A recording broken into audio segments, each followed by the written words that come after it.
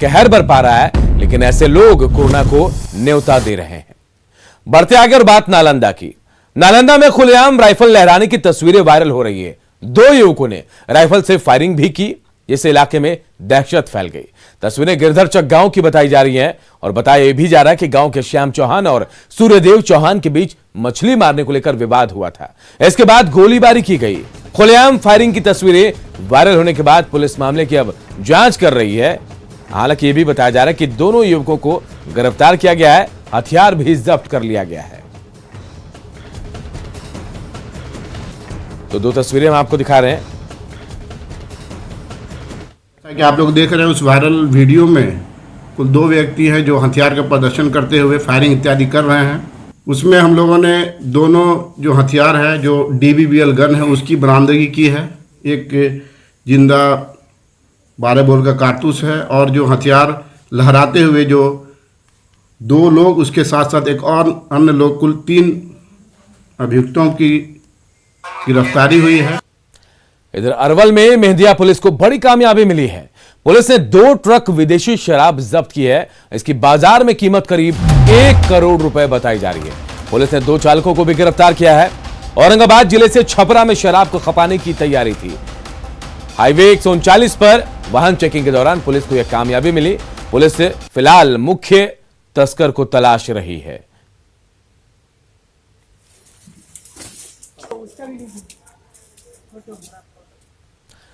और एक बड़ी खबर इस वक्त समस्तीपुर से। तेज रफ्तार स्कॉर्पियो में ट्रक ने टक्कर मारी है। देखिए, ये बड़ी खबर इस वक्त आ रही है। तेज रफ्तार स्कॉर्पियो में ट्रक ने टक्कर मारी।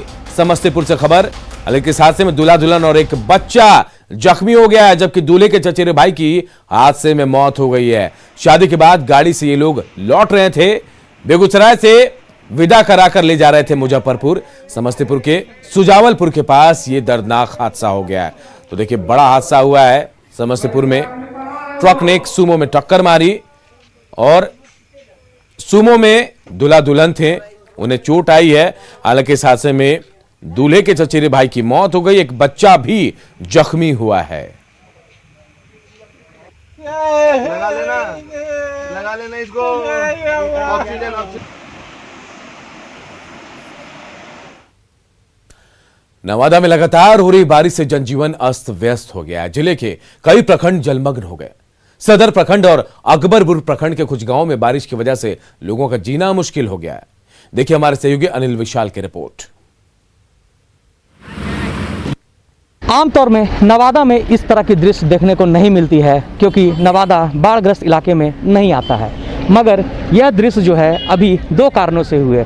एक जो यास चक्रवात जो आया है उसका भी असर है, क्योंकि कुछ दिनों की लगातार बारिश ने इलाके में पानी ज़बरदस्त होने के कारण इलाके में पानी बढ़ी है। और दूसरा, जो इस इलाके में जो 4 लेनिंग निर्माण काम चल रहा है, उससे भी जो बगल में जो पैन में जो पानी बहा करता था, उस पैन को 4 लेन में काम होने के कारण, मिट्टी से भराई होने के कारण यह समस्या उत्पन्न हो रही है।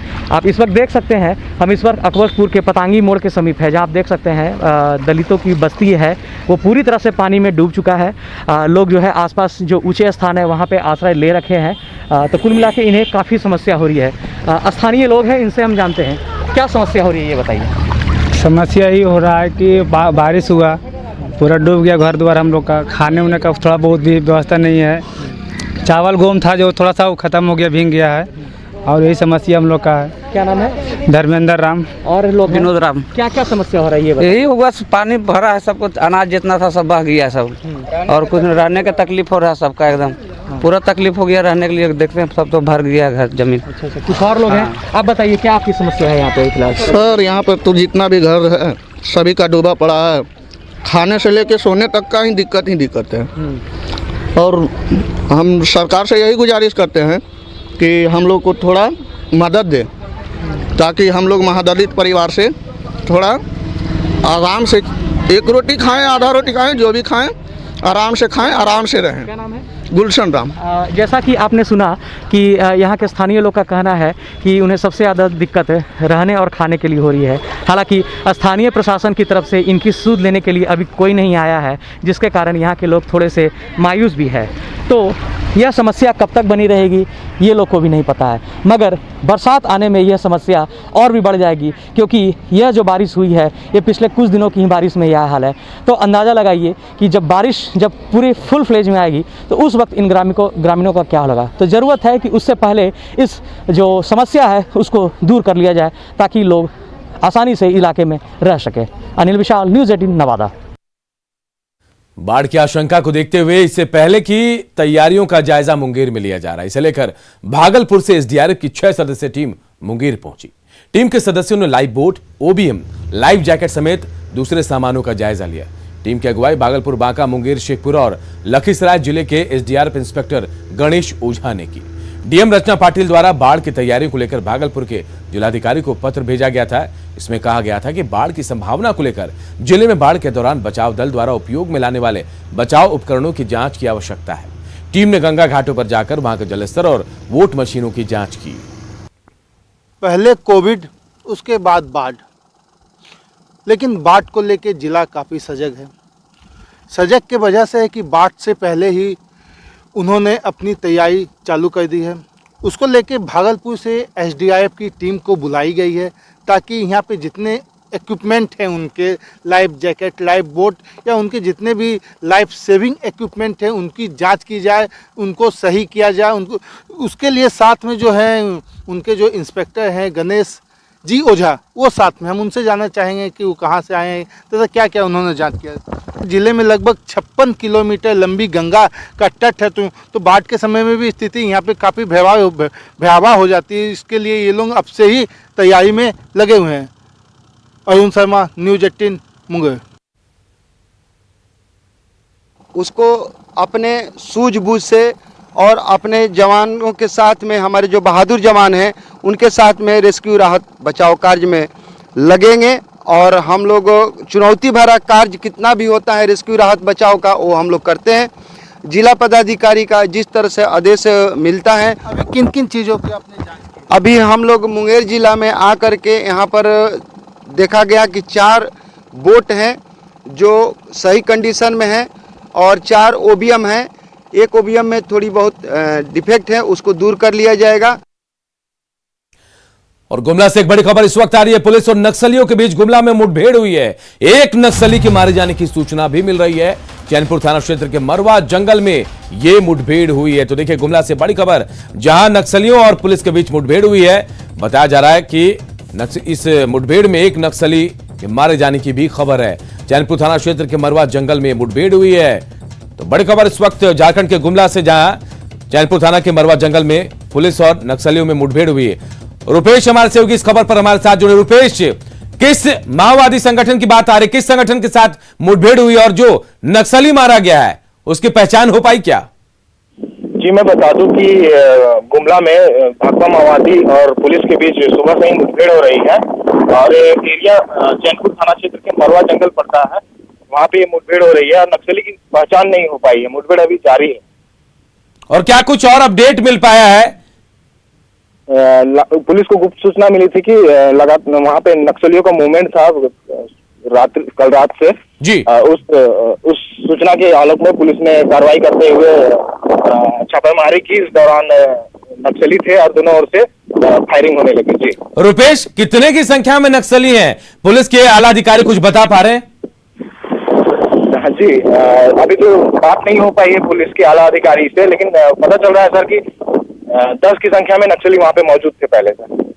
चलिए, आप नजर बनाए रखिए, हम आगे भी आपसे अपडेट लेंगे। रुपेश, तो देखिए, गुमला से बड़ी खबर, जहां माओवादियों और पुलिस के बीच मुठभेड़ हुई है। मुठभेड़ अब भी चल रही है। एक नक्सली के मारे जाने की भी खबर है, हालांकि अब तक उसकी शिनाख्त नहीं हो पाई है। रुक रुक कर यहां मुठभेड़ चल रही है। गुमला के मरवा जंगल में ये मुठभेड़ हुई है। भागलपुर से कांग्रेस विधायक और विधानमंडल दल के नेता अजीत शर्मा ने बिहार सरकार से राज्य के नागरिकों की बीमा करने की मांग सरकार से की।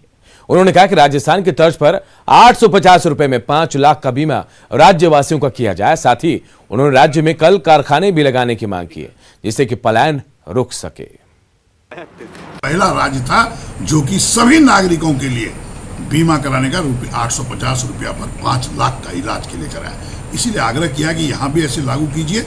और साथ ही साथ मैंने आग्रह किया है, इस पत्र में तो नहीं है लेकिन मैंने आपको बता दूं कि यहाँ पर कल कारखाने खोल के युवकों को रोजगार देने का काम कीजिए ताकि बिहार के लोग बाहर न जा सकें।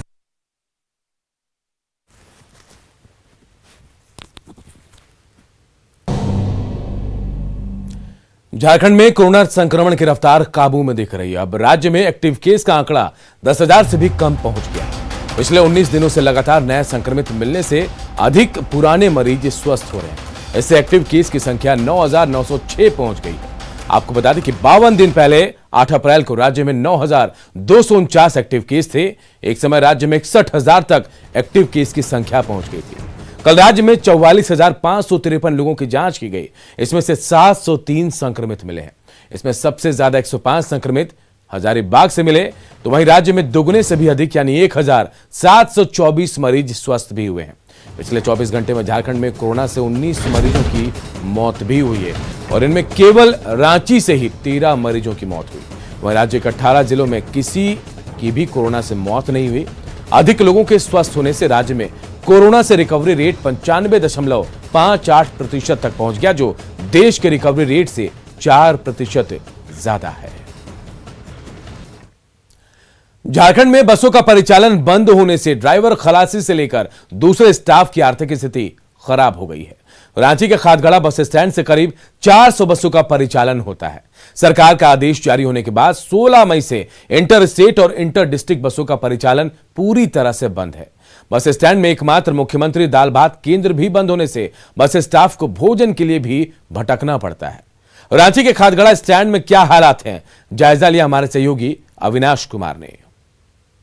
16 मई के बाद से लगभग इस बस स्टैंड से रोजाना जो 400 बसें अलग अलग राज्य की बात करें, जिलों की बात करें, जाया करती थी, अब उन बसों के जो पहिए हैं वो थम गए हैं। एक साथ आप बहुत सारे बस आप देख सकते हैं, जहां तक आपकी नजर जाएगी हर तरफ आपको बस ही बस नजर आएगी। सरकार ने जो कदम उठाया है वो कोरोना संक्रमण के चेन को तोड़ने के लिए, और इसमें बहुत हद तक सफलता भी मिली है। लेकिन बसों के परिचालन नहीं होने से जो उनके स्टाफ हैं वो आज दाने दाने को मोहताज हो गए। कितना यहाँ से बस का परिचालन होता था और अभी जो सरकार का निर्णय हुआ है, इससे कितनी परेशानी हुई है? इससे तो परेशानी हम लोग को बहुत ही हुई है। जिस तरह हम लोग का जो है 2 पैसा कमाने वाला आदमी बहुत बेरोजगार हो गया, घर के लिए चलाना घर मुश्किल हो गया है। और बता दें आपको, एक बस से कम मिशन मानिए कम से कम भी एक बस से 20 स्टाफ जिंदा रहता है। अभी पूरी तरह परिचालन बंद है, मालिक भी किसी को कोई खर्च नहीं दे रहा है। उसके लिए उसके ऑलरेडी उसका सब कुछ बंद है, उसका तो खुद नहीं है, उसको टैक्स इंश्योरेंस सब कुछ देना, और सरकार तो कुछ माफ भी नहीं करता है। पिछली बार भी वैसा कुछ नहीं दिया। तो मालिक हैं वो कोई व्यवस्था किए हैं या आप लोग खुद व्यवस्था कर रहे हैं या एक ही टाइम खाना खा रहे हैं? हमें तो तत्काल एक ही टाइम खाना बनाते हैं, खाते हैं। ठीक है, पैसा नहीं है? पैसा नहीं है। ऐसे कितने लोग आपके स्टाफ होंगे जो इसी तरह हैं? अभी तो तत्काल में हम एक है, मेरा और स्टाफ है 8-10 गो है। वो मोहताज हो गया, मालिक भी मोहताज हो गया। हमने सुन, जब मालिक पैसा नहीं दे पा रहा है तो हमने सुन कहाँ से लाएंगे भाई। बड़े लोग मतलब कि मीडियम क्लास वाला, तो छोटा वाला सबसे ज्यादा मर रहा है, इधर उधर भटक रहा है। खाने पीने 1-1 रुपया तरस रहा है लोग। और आगे देखो 3 तारीख को क्या होता है, लास्ट में अपना पब्लिक छूट के निकलेगा। तो ये यहाँ कोई व्यवस्था हुआ है कि नहीं? आप लोग के खाने होने के लिए बता रहा था लोग कि एक शाला वहाँ खाना का व्यवस्था किया गया। आप लोग का बहुत दिक्कत होता है, आप लोग खर्च के लिए मालिक कहाँ से देगा? मालिक को पैसा नहीं देता है। दाल भात केंद्र था यहाँ पे, तो 5 रुपए वाला मुख्यमंत्री योजना वाला, वो भी बंद है अभी। क्यों? अभी तो ऐसा कुछ आदेश नहीं है। पता नहीं क्यों नहीं खोल रहा है, खुल ही नहीं रहा है। तो यहीं पे खोल रहा था सामने में, तो वो खुलता था तो कम से कम 5 रुपए में आप खाना खा राहत होता था लोगों को, थोड़ा सा ये रहने वाले लोगों को, जो लोग हैं मतलब मजदूर। एक बस में अगर डिपेंडेंट की बात करें, उससे जिसके परिवार चलते हैं, 20 लोग ऐसे हैं जो एक बस से उनका परिवार चलता है। अब आप समझ सकते हैं कि किस तरह से इस 16 मई के बाद से अब तक लोग कितना परेशान हैं। और एकमात्र जो मुख्यमंत्री दाल भात केंद्र था, जहां 5 रुपए में भोजन की व्यवस्था हो जाया करती थी, पहले से व्यवस्था थी, वो भी बंद हो गई है। और किसी तरह यहाँ बस से, चाहे वो खलासी की बात करें, ड्राइवर की बात करें, जो दूसरे स्टाफ हैं बस पर जो डिपेंडेंट हैं, वो दाने दाने को मोहताज हो गए हैं। कैमरा पर्सन संत के साथ अविनाश कुमार, न्यूज़ 18 रांची। पूर्वी सिंहभूम में घाटशिला अनुमंडल के ग्रामीण इलाकों में वैक्सीन को लेकर ग्रामीणों में कोई रुचि नहीं है। यहां मेडिकल टीम जाती तो है, लेकिन लोग टीका लेने नहीं आते। ऐसे में घाटशिला विधायक रामदास सोरेन और पोटका विधायक संजीव सरदार ने कोरोना महामारी को हराने के लिए लोगों से टीका लेने की अपील की। आपको बता दें कि ग्रामीण इलाकों में कोरोना वैक्सीन को लेकर कई तरह की अफवाहें हैं, जिसके चक्कर में पड़कर लोग टीके से दूरी बना रहे हैं। ऐसे में जिला प्रशासन की ओर से लोगों को जागरूक करने के लिए अभियान भी चलाया जा रहा है। न्यूज़ 18 भी आप तमाम दर्शकों से अपील करता है कि कोरोना का टीका पूरी तरह से सुरक्षित है। इसे लेने से कोई साइड इफेक्ट नहीं होता है। ऐसे में खुद को, अपने परिजनों को सुरक्षित रखने के लिए आप कोरोना का वैक्सीन जरूर लें। हम अपील करते हैं कि ग्रामीण इलाके में रहने वाले लोगों को, ग्रामीणों को, कि वैक्सीन लेने से आप ना डरें और वैक्सीन ही आपको रक्षा कर सकता है, कोरोना को मात दे सकता है। इसलिए ये डरने की बात नहीं है। तो इसके लिए एक ही माध्यम है कि अगर हम लोग वैक्सीन लें, टीका लें, तो आने वाला दिन में ये जो कोरोना जो बीमार है, इस कोरोना बीमार को हम लोग अपना इस क्षेत्र से खेदड़ पाएंगे। तो आप सभी से अपील है, इस क्षेत्र की जनता से सभी से अपील है कि आप लोग जागरूक कराएं लोगों को। अब जागरूक कराते हुए आप भी स्वयं लें और दूसरों को भी टीका दिलवाएं। ग्रामीणों में वैक्सीन को लेकर काफी भ्रम है, लिहाजा ना वो सिर्फ टीका लेने से बच रहे हैं, बल्कि वैक्सीन देने पहुंची मेडिकल टीम का विरोध भी कर रहे हैं।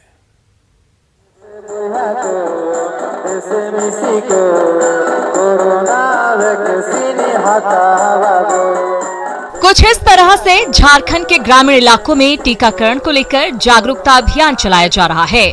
ग्रामीणों में वैक्सीन को लेकर भ्रम है, अफवाह के कारण टीका नहीं ले रहे हैं। यही वजह है कि घाटशिला के सोमाईडीह गांव में वैक्सीन को लेकर कैंप लगा, लेकिन दोपहर तक सिर्फ 3 ही लोग टीका लेने पहुंचे।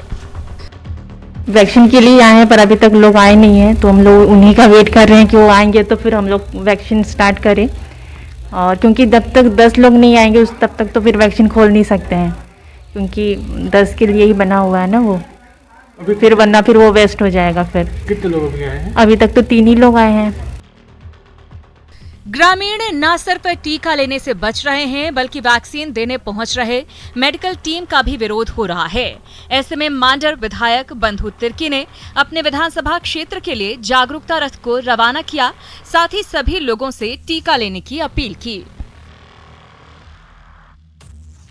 18 साल से ऊपर तक के जितने भी लोग हैं उसको वैक्सीन लेना है, टीका लेना है। गांव में कई तरह की भ्रांतियां हैं, अफवाहें हैं, इन तमाम चीज़ों को दूर करने के लिए ये आपका जागरूकता रथ का आज यहाँ से शुभारंभ किया जा रहा है। वैक्सीन को लेकर भ्रम दूर हो, इसे लेकर खिलाड़ी भी आगे आ रहे हैं। सिमडेगा में अंतर्राष्ट्रीय हॉकी खिलाड़ी सुषमा कुमारी के साथ कई हॉकी खिलाड़ियों ने टीका लगवाया, साथ ही दूसरे लोगों से भी वैक्सीन लेने की अपील की। न्यूज़ 18 की भी अपील है कि वैक्सीन जरूर लगवाएं, क्योंकि कोरोना से जंग में वैक्सीन बड़ा हथियार है। टीका लेने से ही कोरोना हारेगा और झारखंड जीतेगा। सिमडेगा से श्रीराम और घाटशिला से प्रभंजन के साथ ओम प्रकाश, न्यूज़ 18 रांची। चक्रवाती तूफान यास ने किसानों की कमर तोड़ दी है। आंधी और बारिश से खेतों में लगी सब्जियां बर्बाद हो गई। ऐसे में परेशान किसानों ने सरकार से मदद की मांग की है। पहले से ही कोरोना का खामियाजा भुगत रहे किसानों पर अब चक्रवाती तूफान यास की मार पड़ी है। रांची में बारिश से खेतों में लगी सब्जियां बर्बाद हो गई हैं। कांके के होचर में खेतों में पानी भर गया है, जिससे कई एकड़ में लगी सब्जियां डूब गईं। न सिर्फ रांची बल्कि गुमला में भी आंधी और बारिश ने सब्जियों को नुकसान पहुंचाया है। कर्ज लेकर और कड़ी मेहनत से किसानों ने सब्जियां लगाई थी, लेकिन बारिश के कारण मुनाफे की बात तो दूर, अब लागत भी नहीं निकल रही है। बारिश से बहुत नुकसान गया है और लॉकडाउन में बाजार भी ले जाते हैं तो बहुत सस्ता महंगा बेचना पड़ता है, 5 रुपए किलो करके देना पड़ता है, उससे भी नुकसान गया है। किसान परेशान है, परिवार कैसे चलेगा, कर्ज कैसे चुकाएंगे। हालांकि गुमला डीसी ने कहा है कि डोर टू डोर नुकसान का आकलन किया जा रहा है। 1 हफ्ते के भीतर किसानों को क्षतिपूर्ति राशि दे दी जाएगी। का आकलन कर लें। हम लोगों के द्वारा एक प्रामा फेसी आकलन किया गया है, लेकिन डोर टू डोर जाके हम लोग इसका आकलन करने का काम जारी है और उम्मीद है कि 3 से 4 दिन में हम लोग आकलन करके क्या क्षति हुआ, इनको क्या मुआवजा हम लोग देंगे, ये हम लोग 1 सप्ताह में उसको दिया जाएगा। किसानों पर यास कहर बनकर टूटा है। ऐसे में अब उनकी नजरें सरकार पर टिकी हैं। उनकी मांग है कि सरकार उनकी मदद करे ताकि उनके परिवार को 2 वक्त की रोटी मिल सके। गुमला से रुपेश के साथ संजय कुमार सिन्हा, न्यूज़ 18 रांची। खबर दानापुर से है, जहां गोलीबारी में घायल जेडीयू के प्रदेश सचिव मोहम्मद अरशद ने सीएम से गुहार लगाई। मोहम्मद अरशद ने आरोपी को पकड़कर कार्रवाई की मांग की। आपको बता दें कि कल जेडीयू के प्रदेश सचिव को अपराधियों ने गोली मारी थी। मोहम्मद अरशद को 4 गोलियां लगी। फिलहाल उनका इलाज चल रहा है। वहीं पाटलिपुत्र सांसद रामकृपाल यादव ने भी इस मामले में जांच में तेजी लाने की मांग की। गोली मारने वाले तीनों आरोपी अब तक फरार हैं। टहलने के लिए गए थे, वहाँ ग्रिल गेट का दुकान है, हम बातचीत कर रहे थे साथ, तो ये अचानक जो है कैसे आया विक्की कुमार, पिता का नाम बिच्छू है, इसमें ताबड़तोड़ हमारे पर गोली चली, इसमें 4 गोली हमें लगी। मुख्यमंत्री से आग्रह है इन लोग के ऊपर कानूनी कार्रवाई का ऊपर से निर्देश दें ताकि इन लोग को 24 घंटे के अंदर में हिरासत में लेकर के कानूनी कार्रवाई की जाए। जनता दल यू के एक नेता हैं जो पेशे से वकील भी हैं, दानापुर में उनको किसी ने गोली मार दिया है। चिंता का विषय है। हम सबसे पहले उनके स्वस्थ होने की कामना के लिए ईश्वर से प्रार्थना करते हैं, दुआ करते हैं कि जल्द वो ठीक हो जाएं और पुलिस प्रशासन इस पर सख्त कार्रवाई करे। लॉकडाउन में महिला थाने में प्रेमी युगल ने शादी रचाई। महिला थाना परिसर में बने शिव मंदिर में ही शादी हुई। इसमें परिजनों के साथ पुलिस वाले भी बाराती बने। महुआ के बेतरी गांव के शुभम ने प्रेमिका स्नेहा से शादी रचाई। दोनों ने पहले ही कोर्ट मैरिज किया था। उसके बाद भी परिजन शादी को लेकर मंजूरी नहीं दे रहे थे। इसके बाद लड़की पक्ष ने थाने में आवेदन दिया। उसके बाद पुलिस ने लड़के लड़की के साथ परिजनों को बुलाकर थाने में सबकी रजामंदी से दोनों की शादी करा दी।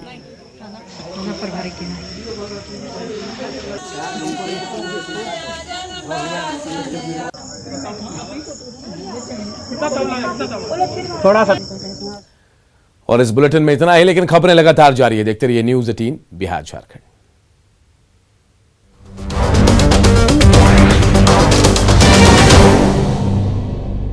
Headline presented by Aisin Group.